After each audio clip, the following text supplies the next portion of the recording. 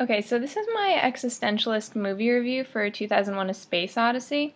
and basically I'm going to warn you before you start watching this that if you haven't watched the movie or there's a book and if you hadn't read the book and you don't want to be spoiled, you should stop watching this because it's basically impossible to describe the existentialism in this movie without giving spoilers, so okay, that's my warning. And so basically I'm going to start out doing an explanation of the film. Then I'm going to do an explanation of existentialism, and then I'll talk about how it's played out in the film. And so, okay, so 2001: A Space Odyssey. It's directed by Stanley Kubrick, and it's really become well known as like the epitome of a science fiction movie, and it was made in 1968, despite the title 2001, but it starts out and it starts out with like the dawn of man, and it's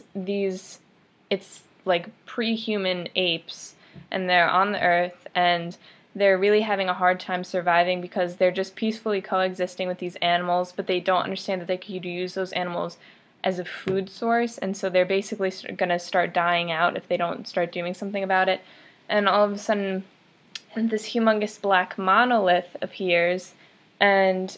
it's this weird, just perfectly black rectangular prism, and they're nervous about it, but eventually one of them decides to touch it. And so when afterwards it goes to that same ape, and he realizes that if he uses this large bone from a human skeleton, that he can use it as like a weapon to beat other animals, and he'll then be able to use them as a food source. So it's really important that he knows this because it basically like permits him to survive, and had he not had that knowledge, him and his race would have died out. So essentially, because of this black monolith, the human race was able to like evolve and thrive and everything, and had it not been for it, we would have just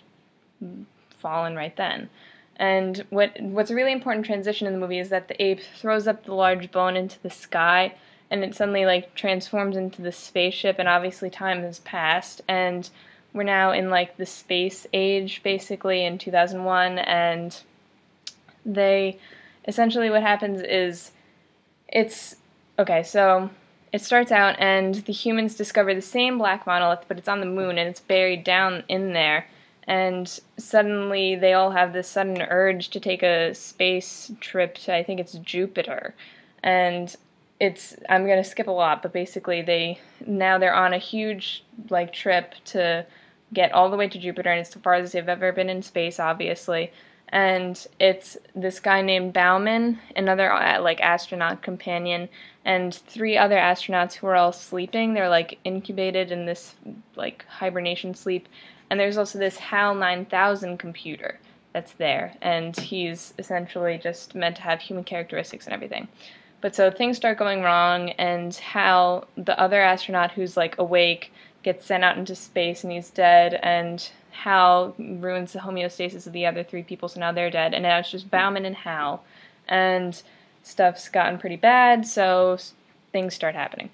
And that's basically my summary of that. But existentialism, it's really important to understand what it is in order to like see how it's used in the movie. And so like basically what existentialists aim to do is to find meaning, and like even if it's in the most absurd or like doomed situation, they just want to find the meaning of something and to be able to like will themselves to find that meaning. And that's basically how they like would survive. And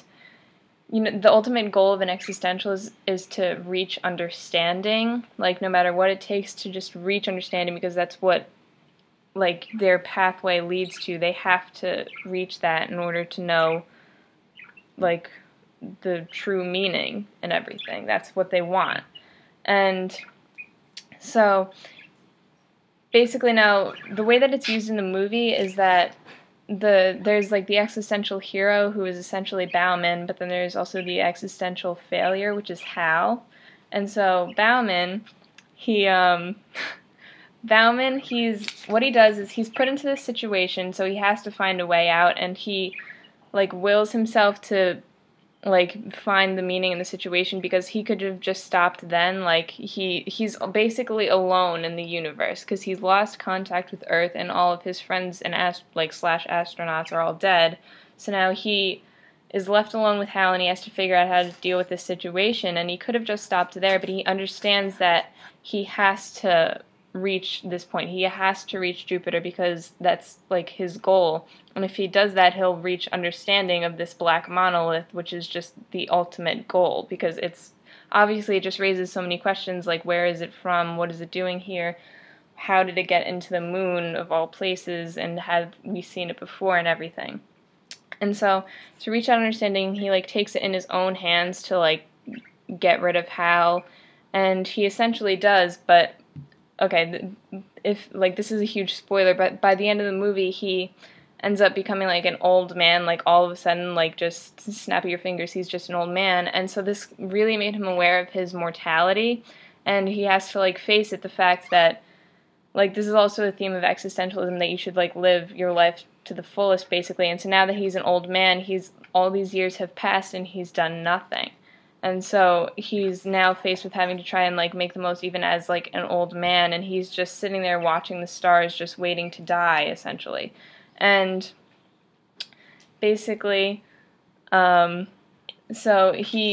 what happens though is he ends up getting reborn as like this star child thing, and it's very confusing when you're watching the film, but now that he's like been reincarnated as this like form, he's actually reached the ultimate meaning of human reality, which is like the ultimate goal of existentialism, because if they're just trying to find meaning, and then you find the meaning of human reality, that's just huge bonus points. But so then Hal is the like existential failure in the movie, and because what he does is, even though he's programmed to have like human emotions, he doesn't understand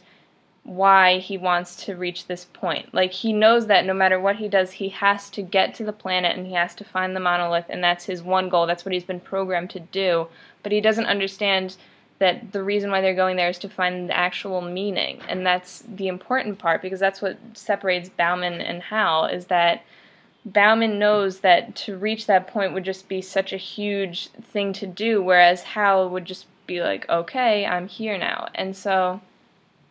Hal essentially, even though like it's confusing because technology really is like the product of existential longing, because you use technology to find the meaning in things, but Hal is not done that successfully. He's